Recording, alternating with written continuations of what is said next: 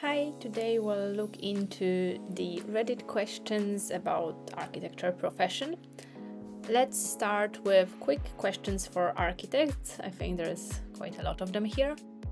Hi all, I'm a student currently doing an architecture assignment where I need a current architect or professor of architecture to answer 10 questions about their career. Each question only needs about 2-3 sentences, but feel free to elaborate if you want. Thanks in advance for any time you spend completing this. Okay, so let's start with the question. What skills have you learned working in architecture that school didn't teach you?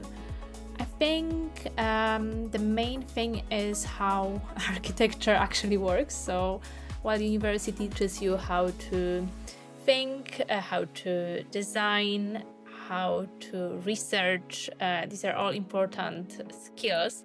However, you do not know what architecture job actually entails when it comes to planning regulations, when it comes to technical details, when it comes to coordinating works with engineers, MEP consultants, and other professionals. So I think having a bit more of that experience or knowledge would be very helpful. What sort of work-life balance do you have working in architecture?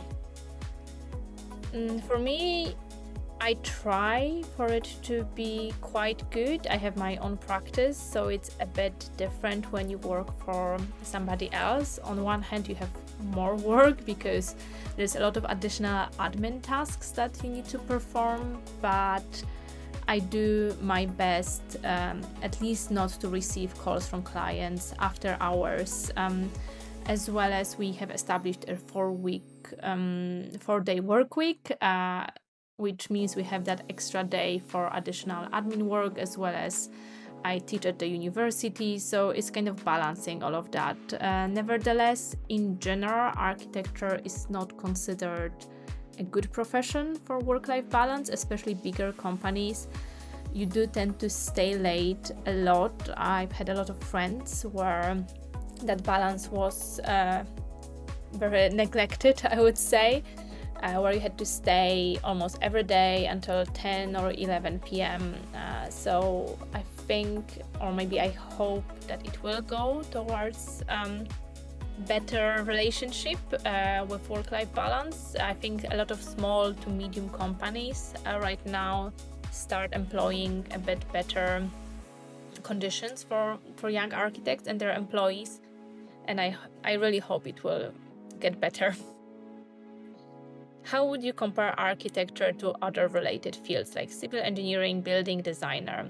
I think architecture has a little bit of everything, so you need to know what all of those specialists do and have at least basic knowledge of how everything works, because you're responsible for coordinating all of that information into one design package, right? We work jointly with other professions as architects. It's always like that. It's never a job. It's not a job that you can do alone. I think it's a very creative field, but also you need to know a lot of things from other professions as well. So it's not very, I would say, specialized type of job. It's a bit broader than maybe some people would think. What hurdles did you face in entering the industry? I think the main hurdle is what an architect actually does. I have another video about it on my YouTube channel, but I think that's the main thing, like knowing what actually the job entails. It's not just designing buildings, right? It's not just designing or places or anything else. It's contacting and conversations with planning, it's conversations with engineers, conversations with building control. There's a lot of elements that you don't know, which is in a way a hurdle when you enter this industry, because there's just so many things that you don't know when you start that career job after you finish university. I think there's always that gap between university and profession, but I think in architecture it's more pronounced. Do you generally work with a team? If yes, how does working with a team hinder benefit you? Yes, so when it comes to architecture team, I work with one more person, and collaboration there is great, and I love working with her. When it comes to broader collaborations, when it comes with engineers, other specialists, or planning and clients, I think it's important to start looking for professionals you can have a good working relationship with. Sometimes it's hard because not everybody works in all of the regions your projects are in, and if that relationship is bad, not necessarily when we talk about just talking to another person, but if you have another professional that potentially is not as skilled, that leads to a lot of mistakes, that ultimately that extra job to check it and to make sure everything is coordinated falls on you. So I think that aspect of it can be tough. However, if you have a good team, I really do enjoy working with other people in that aspect. And I think projects can get better with more people involved.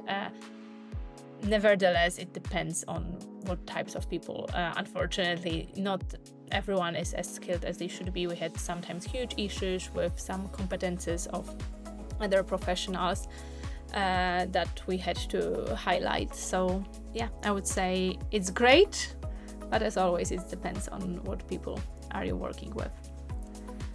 What conflicts do you face daily? I think you don't face conflicts daily. I would say it would be better to ask like weekly or monthly. I think, sometimes, again, when we get drawings from engineers that sometimes have a lot of information missing or are simply incorrect, fixing all of that takes time. Talking with planning, sometimes it's a huge fight when it comes to actually convincing them that what we do does fall within the regulations and planning laws. So not always it's like just easy to you do a design and then it's accepted. Sometimes you need to fight for that design to get accepted, look at precedents and when certain legislations were introduced. And then of course talking with clients, sometimes there's a lot of explaining when it comes to why certain things are the way they are. Planning, at least in UK, is very subjective, which doesn't make it easier, as well as I think establishing a good professional relationship with the client with proper boundaries set in place. It can be tricky sometimes, especially when you start. How much of your time is productive work, modeling, drafting, consulting, drawing, versus non-productive work, emails, meetings, downtime? I think meetings, I wouldn't call it non-productive work, especially when we meet with other professionals and clients. We do design during those meetings. We check, we draw, we annotate. We often held meetings with live Revit model in place where we check things and alter things live with the clients on the call. So I think maybe some marketing or promotional meetings could be, let's say, called non-productive, but ultimately I think it's better to call it productive versus non-productive. Ultimately, everything you do should be productive to a degree. Yeah, but when it comes to how much time, I think design work for me, it's 40% of the work I do. Then we have admin work that I do because I'm running my own company, which is a bit different, which is another, I would say, 30%. And then 30 to 40% is other work in relation to like meetings, emails, research, I would say, if I can kind of divide it this way. What hobbies do you have outside of work? How they influence your work? So I love reading, and reading actually does not help my work in a way. So it does help with, developing imagination or learning new things, but I get really into the books I read. So once I start reading, I can't stop. So I always need to look for moments where I have a bit more free time out of work when I start a book, because once I start, I read constantly until it's finished. So it's hard for me to find a break there. I also started running, I think, a year ago, and that helped a lot when I'm really into my head and I sometimes, you get this blockage in you when doing certain things. If I go for a quick run, it helps me clear my head, and kind of my thinking processes get better. So I think that's actually very, very helpful. Having a moment to yourself while getting a bit more tired actually really helps. Did you find meaning in your work? Or do you find meaning in your work? Yes, I do. I find a lot of meaning in it, especially my teaching career. I love to teach, and I love talking to students and work with them, developing their projects. It's very rewarding, but also seeing your designs come to life, it is a rewarding experience. However, while I do find meaning in it, I think whether we have positive or negative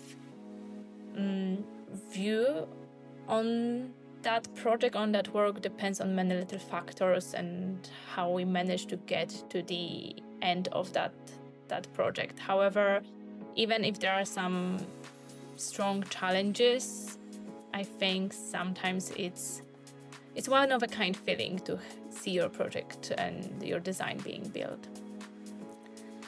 How has working in architecture changed the way you view buildings? Oh, it changed it a lot. I think that's one of the best things you learn while you're a student. Like, you have a different perception on life, on the environment, on buildings, on places around you, that actually allows you to do so many things after architecture. You don't necessarily need to be an architect, because what the school teaches you is that different way of seeing things that can be then reapplied into different professions, which I think is very valuable. And I think that's the most valuable thing that I learned while being a student and later in my profession as well.